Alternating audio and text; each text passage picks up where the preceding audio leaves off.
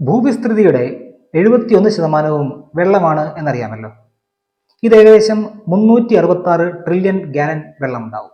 ബുധൻ, ശുക്രൻ, ചൊവ്വ മുതലായ ഗ്രഹങ്ങളിലെല്ലാം വളരെ കുറഞ്ഞ അളവിൽ മാത്രം ജലമുള്ളപ്പോൾ ഭൂമിയിൽ ജലം എവിടെ നിന്ന് വന്നു? അതും ഇത്രമാത്രം വലിയ അളവിൽ.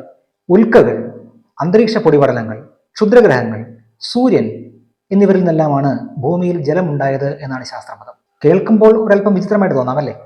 ഭൂമിയുടെ ഉൽപ്പത്തി പരിണാമഘട്ടങ്ങളിൽ ജലം എവിടെ നിന്ന് എങ്ങനെ ഉണ്ടായി എന്നാണ് നമ്മൾ ഇന്ന് സംസാരിക്കുന്നത്. നമസ്കാരം, ചെറുതല്ല കാര്യത്തിന്റെ പുതിയ വീഡിയോയിലേക്ക് എല്ലാവർക്കും സ്വാഗതം.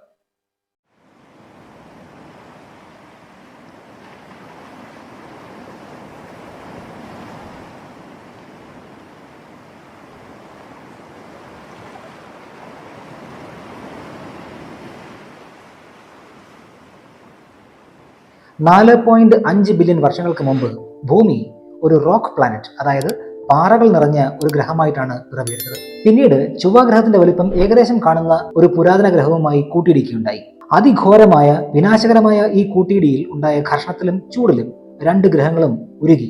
അതിൽ നിന്നും തെറിച്ച ഒരു ഉരുകിയ പാറക്കഷ്ണം, ലാവ എന്നും പറയാം, സാവകാശം തണുത്ത് ചന്ദ്രനായി മാറി എന്നാണ് അനുമാനിക്കപ്പെടുന്നത്. ഹേഡിയൻ കാലഘട്ടത്തിന്റെ തുടക്കം ഇവിടം മുതലാണ്. ജിയോളജിക്കൽ ടൈം സ്കെയിലിൽ ഏറ്റവും പഴക്കമുള്ള ആദ്യത്തെ കാലമാണ് ഹേഡിയൻ കാലം. ഗ്രീക്ക് പുരാണങ്ങളിൽ മരണത്തിന്റെ അധിപനും നരകത്തിന്റെ ദൈവവുമായി പറയുന്ന ഹേഡീസിന്റെ പേരിലാണ് ഈ കാലം അറിയപ്പെടുന്നത്. ആ കാലത്തിന് യോജിച്ച പേര് തന്നെയാണിത്. കാരണം ഭൂമി അന്ന് ചുട്ടുപഴുത്ത ഒരു നരകം തന്നെയായിരുന്നു. ഏകദേശം 2000 ഡിഗ്രി സെൽഷ്യസ് ആയിരുന്നു അന്ന് ഭൂമിയിലെ ചൂട്. പാറകളടക്കം ഉരുകി വാതകാവസ്ഥയിലോ അല്ലെങ്കിൽ ദ്രവാവസ്ഥയിലോ ആയിരുന്നു. മാഗ്മ എന്നാണ് ഇതിന് പേര്. പക്ഷേ മാഗ്മ അല്ലെങ്കിൽ ഭൂമി ക്രമേണ തണുക്കാൻ തുടങ്ങിയപ്പോൾ ഒരു പുതിയ വസ്തു ഭൂമിയുടെ ഉപരിതലത്തിൽ ഉണ്ടായി: ജലം. അതും അതിൻ്റെ ദ്രാവക രൂപത്തിൽ തന്നെ. നമ്മുടെ ഈ പ്രപഞ്ചത്തിൽ വെള്ളം അത്ര ദുർലഭമായ ഒന്നല്ല. ഉദാഹരണത്തിന് വ്യാഴത്തിന്റെ ഉപഗ്രഹമായ യൂറോപ്പ. ഭൂമിയുടെ 4/1 വലുപ്പം മാത്രമേ ഉള്ളൂവെങ്കിലും ഭൂമിയിൽ ഉള്ളതിനേക്കാൾ ഇരട്ടിയാണ് യൂറോപ്പയിലെ ജലത്തിന്റെ അളവ്. ഒരുപക്ഷെ യൂറോപ്പ സൂര്യനിൽ നിന്നും വളരെ അകലെയാണ് എന്നതും ഒരു കാരണമാവാം. സൗരയൂഥം ഉടലെടുക്കുന്നത് നക്ഷത്ര പൊടിപടലങ്ങളിൽ നിന്നാണ്. നെബുല എന്ന് വിളിക്കപ്പെടുന്ന ഇത്തരം ധൂളിപടലം പൊട്ടിത്തകർന്ന ഒരു നക്ഷത്രത്തിന്റെ അവശിഷ്ടമാണ്. ഇത്തരം ധൂളിപടലങ്ങൾ തമ്മിൽ കൂട്ടിയിടിച്ചും സാന്ദ്രീകരിക്കപ്പെട്ടുമാണ് സൂര്യൻ എന്ന നക്ഷത്രം ഉണ്ടായത്. സൂര്യന്റെ ആകർഷണത്തിൽപ്പെട്ട ബാക്കി പൊടിപടലങ്ങൾ ഒരു ഡിസ്ക് പോലെ സൂര്യനെ ചുറ്റാൻ തുടങ്ങി. ധൂളിപടലങ്ങൾ ഉൾപ്പെട്ട ഈ മേഘത്തെ പ്രോട്ടോപ്ലാനറ്ററി ഡിസ്ക് എന്നാണ് അറിയപ്പെടുന്നത്. സൂര്യന്റെ ചൂടുകൊണ്ട് ഈ മേഘത്തിലുള്ള പൊടിപടലങ്ങൾ സാവകാശം വേർതിരിയാൻ തുടങ്ങി. സൂര്യനിൽ നിന്നുള്ള ശക്തമായ കാന്തിക സൗരക്കാറ്റ് മൂലം സാന്ദ്രത കുറഞ്ഞ പദാർത്ഥങ്ങൾ ദൂരേക്ക് വീശി മാറ്റപ്പെട്ടു. എന്നാൽ സാന്ദ്രത കൂടിയ ഇരുമ്പ്, സിലിക്ക മുതലായ പദാർത്ഥങ്ങൾ ബാക്കിയാവുകയും ചെയ്തു. ഭൂമി പാറകൾ നിറഞ്ഞ ഒരു ഗ്രഹം എങ്ങനെയായി എന്ന് ഇപ്പോൾ ഏകദേശം മനസ്സിലായി കാണുമല്ലോ. ഭൂമിയുടെ ഉൾക്കാമ്പിലും ഉപരിതലത്തിലുമായി ഇരുമ്പും സിലിക്കയും നമുക്ക് ഇന്നും കാണാനാവും. ജലം ഉണ്ടാവാനുള്ള അസംസ്കൃത വസ്തുക്കളിൽ ചിലതും ഭൂമിയിൽ ഉണ്ടായിരുന്നു. ജലം ഉണ്ടാക്കപ്പെട്ടിരിക്കുന്നത് ഓക്സിജനും ഹൈഡ്രജനും കൊണ്ടാണ്. ഇതിൽ ഓക്സിജൻ ഭാരമുള്ളതായതുകൊണ്ട് ഭൂമിയിൽ തന്നെ അവശേഷിച്ചിരുന്നു. ഭൗമാന്തരീക്ഷത്തിന്റെ 21% മാത്രമേ ഓക്സിജൻ ഉള്ളൂ എങ്കിലും ഭൂമിയിൽ സുലഭമായ പദാർത്ഥങ്ങളായ സിലിക്കയും ഇരുമ്പുമായി ഓക്സിജൻ വളരെ പെട്ടെന്ന് പ്രതിപ്രവർത്തിച്ചിരുന്നു. ഹൈഡ്രജൻ ഭാരം കുറഞ്ഞ മൂലകമായതുകൊണ്ട് സൗരക്കാറ്റ് മൂലം ദൂരേക്ക് പോയിരുന്നു. ഒരുപക്ഷെ ഇതുകൊണ്ടായിരിക്കണം വ്യാഴത്തിലും ശനിയിലും മറ്റ് ഗ്രഹങ്ങളിലും ജലം ഐസ് രൂപത്തിൽ കാണപ്പെടുന്നത്. എങ്കിൽ പിന്നെ ഭൂമിയിൽ ജലം ഉണ്ടാവാനുള്ള ഹൈഡ്രജൻ എങ്ങനെ, എവിടെ നിന്ന് കിട്ടി? നമുക്ക് ഇത് ശൂന്യാകാശത്ത് നിന്നും ഭൂമിയിലേക്ക് എറിഞ്ഞു കിട്ടിയതാണ് എന്നതാണ് ഇതിന്റെ ഏറ്റവും എളുപ്പമായ ഉത്തരം. ശൂന്യാകാശത്ത് നമ്മുടെ സൗരയൂഥത്തിൽ ഹൈഡ്രജനും ഐസ് പരലുകളും കറങ്ങി നടക്കുന്നുണ്ട്. ചിലപ്പോൾ ഇവ കൽമഴ പോലെ ഉൽക്കകളുടെയും ക്ഷുദ്രഗ്രഹങ്ങളുടെയും രൂപത്തിൽ ഭൂമിയിൽ പതിക്കുകയും ചെയ്യും. ഇതിൽ വളരെ വിശേഷപ്പെട്ട ജലസമൃദ്ധമായ ഒരു ഉൽക്കയാണ് കോൺട്രൈറ്റ്. ജലം നിറഞ്ഞതാണ് എന്ന് പറയുമ്പോൾ തേങ്ങയോ കരിക്കോ പൊട്ടിച്ച് വെള്ളം കുടിക്കുന്നത് പോലെ ഓർക്കരുത്. അങ്ങനെയല്ല. കോൺട്രൈറ്റ് എന്ന ഉൽക്ക നിർമ്മിതമായിരിക്കുന്നത്, അല്ലെങ്കിൽ ഉൽക്കയിൽ കാണുന്ന രാസസംയുക്തങ്ങളിൽ ഹൈഡ്രജനും വെള്ളവും, അതായത് H2O ധാരാളം അടങ്ങിയിട്ടുണ്ട്. ജലത്തിന്റെ സംയുക്തം ഉള്ളിലുള്ള മറ്റു ധാതുക്കൾ അല്ലെങ്കിൽ മിനറൽസ് ആണ് സർപ്പന്റീൻ, ക്ലോറൈറ്റ്, സ്മെക്ടൈറ്റ് എന്നിവ.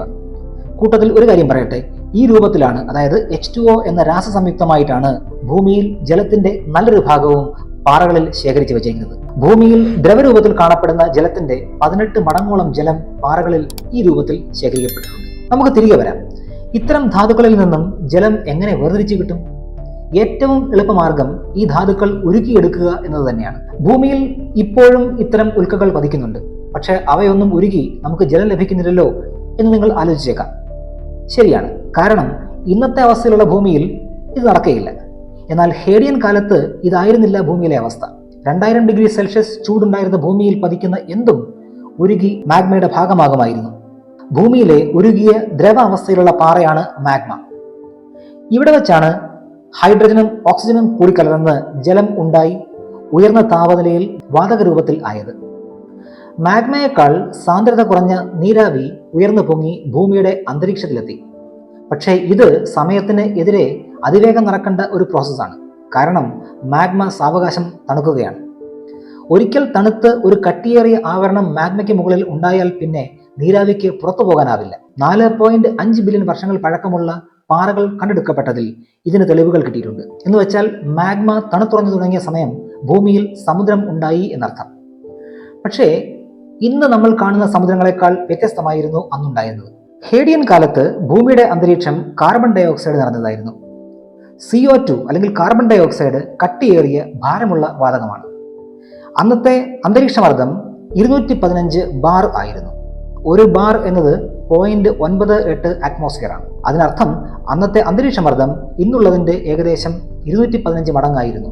വെള്ളം നീരാവിയാകുന്നത് 100 ഡിഗ്രി സെൽഷ്യസിലാണല്ലോ. പക്ഷേ പ്രഷർ മാറുമ്പോൾ ഇതിനും മാറ്റമുണ്ടാകും എന്ന് കാണാം. ഒരു ഉദാഹരണം നോക്കാം. എവറസ്റ്റ് കൊടുമുടിക്ക് മുകളിൽ കടൽ നിരപ്പിൽ ഉള്ളതിന്റെ 1/3 പ്രഷർ മാത്രമേ ഉള്ളൂ.